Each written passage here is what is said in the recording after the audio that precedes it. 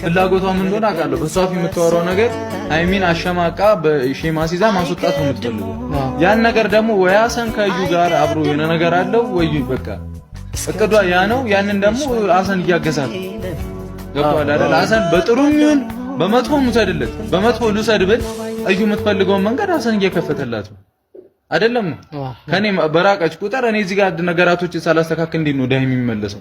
ድጋሚ ያ ችግር አለብኝ እንዴት ነው ሄዳ ሰላም መሆኑ ነው? እዚህ ችግሬን ሳልፈታ መተማመን የሚባል ነገር አለ። እኔ ብዙ ስተሰርቼ ሊሆን ይችላል፣ በቃ የሁሉ ችግር በኔ መጣ ምናምን ሊሆን ይችላል። ሃይሚን ከኔ ጋር እንድትቆይና እኔ እንድትረዳ ማድረግ ይቀላል፣ ይዞ መሄድ ይቀላል።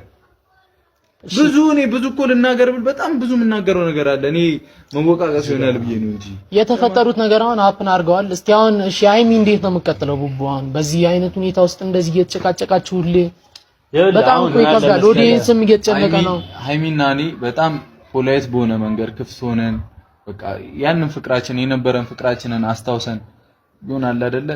ስለ ልጃችንን ማስበን በስራ ቁጭ ብለን ማውራት ካልቻለን ችግር መፍታት ይችላል። ሶፊ መልስ ደግሞ አሁን በዙሪያ ስንት ችግር ነው ያለብኝ። በዛ አንዱ ይዘትብኛል፣ በዛ አዩ አለች፣ በዚህ ልጅ አለ፣ በዛ የሆነ ነገር አለ፣ የራሴም የሆነ ነገር አለብኝ። ሃይሚ ታመመች፣ ሀሰን እንዲያደረገ ሁሉንም ነገር እኔ አለ መሰለው እንደማለም አሁን አንተ ማለት ነው ጎበዝ እንደሆንክ አውቃለሁ። አሁን በጣም ይጣነከም እንደሆነ አውቃለሁ። ግን ማለት ነው አንድ ነገር አውቃለሁ፣ ይሄ ነገር እንደማያቅተ ማለት ነው።